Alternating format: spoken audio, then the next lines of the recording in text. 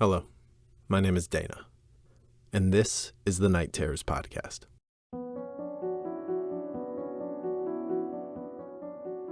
Before we get started today, I would like to thank our listeners. Your continued support really inspires us and helps us keep going. If you haven't yet, please head over to wherever you get your podcast, subscribe, and review. It really helps us out. Now, on to the story. Today we present Popsicle Patrol by Levi Athens.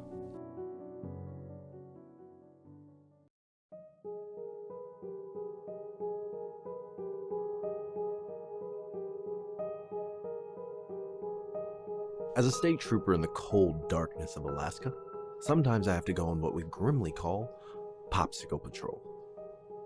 It's a common myth that alcohol makes you warmer. In reality, it just makes you feel warmer, but doesn't prevent you from slowly freezing to death.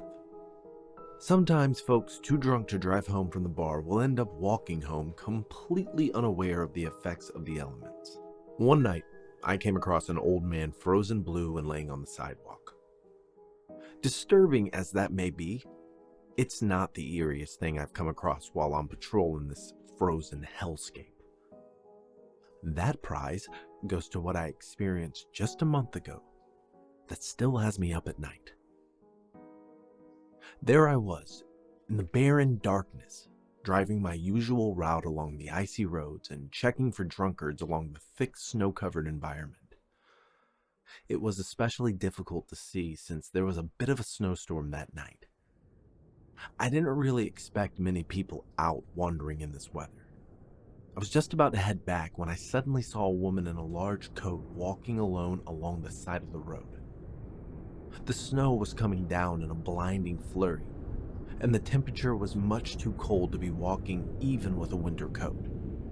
I immediately pulled my vehicle over to check on her. When I opened my car door and stepped out into the snow, a harsh gust of cold wind hit me. It was then that I heard it. The haunting, faraway sound of a flute playing was being carried by the Arctic winds. I approached the woman who was still walking forward away from my vehicle. "Miss, are you alright?" I called out to her, but she didn't turn around to respond. I ran to catch up with her, again asking if she was okay, but she just kept walking. I stood in her path to block her, but she just diverted her course slightly to the left and went around me like a faulty roadblock. It was then that I first got a good look at her face, glimpsed only through falling snow. She was incredibly pale from the cold. Her lips were badly chapped and had turned a shade of bluish purple.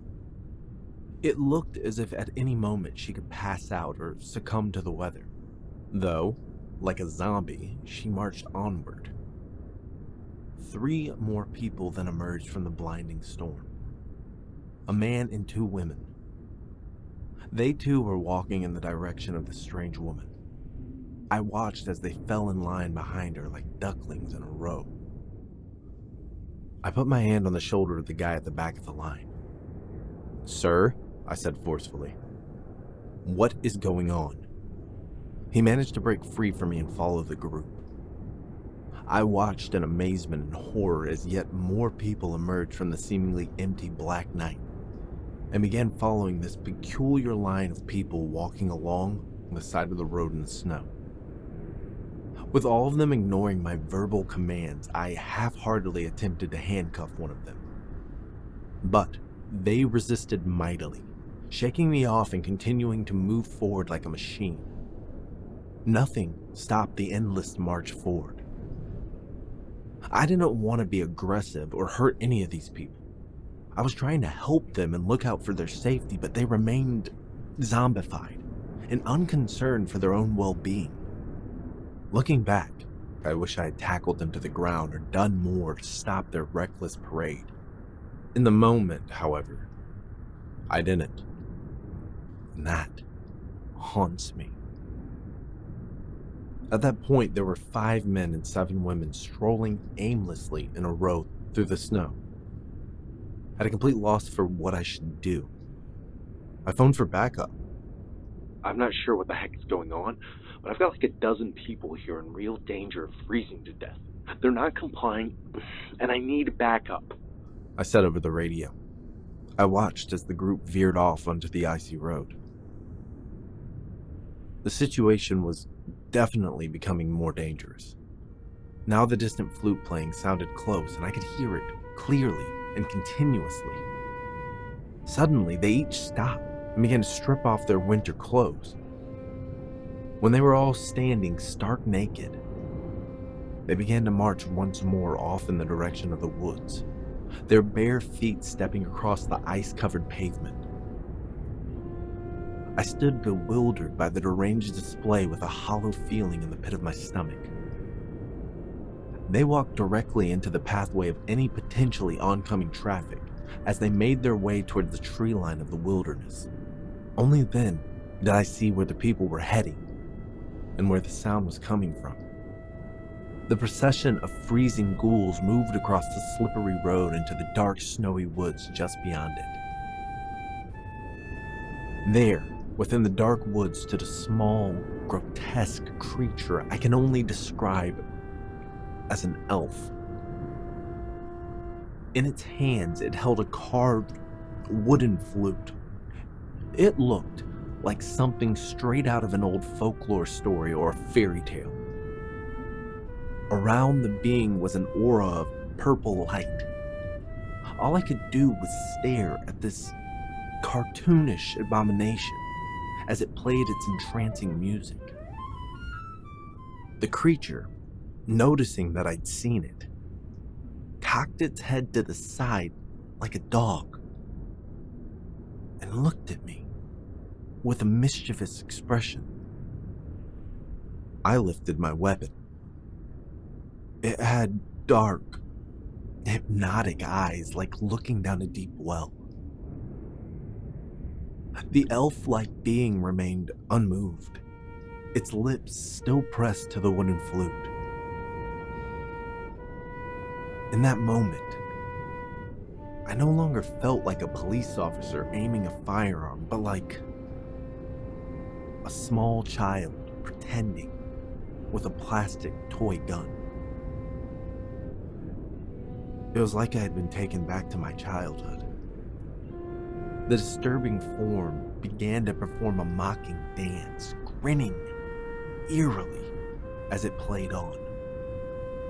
For some odd reason, I was physically unable to squeeze the trigger. The signals from my brain just wouldn't move my hand. Suddenly, a blindingly bright flash of light came from the wilderness, and I dropped my handgun.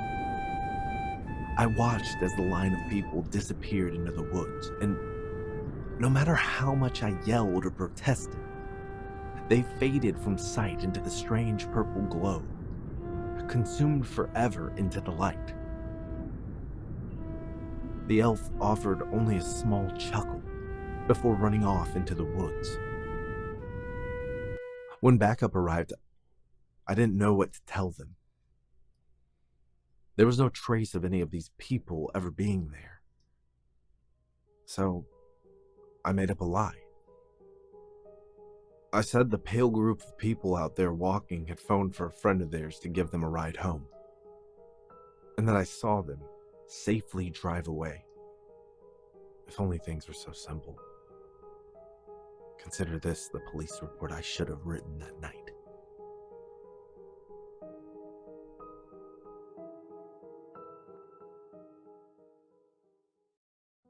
Thank you for listening.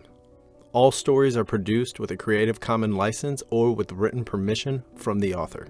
These stories are not meant to be reproduced in audio, written, or any other form of media. If you haven't yet, go and subscribe and review at nightterrorspodcast.com or wherever you find your podcast. You can find us on Twitter, Instagram, and through our email, which is listed in the show notes. Thank you.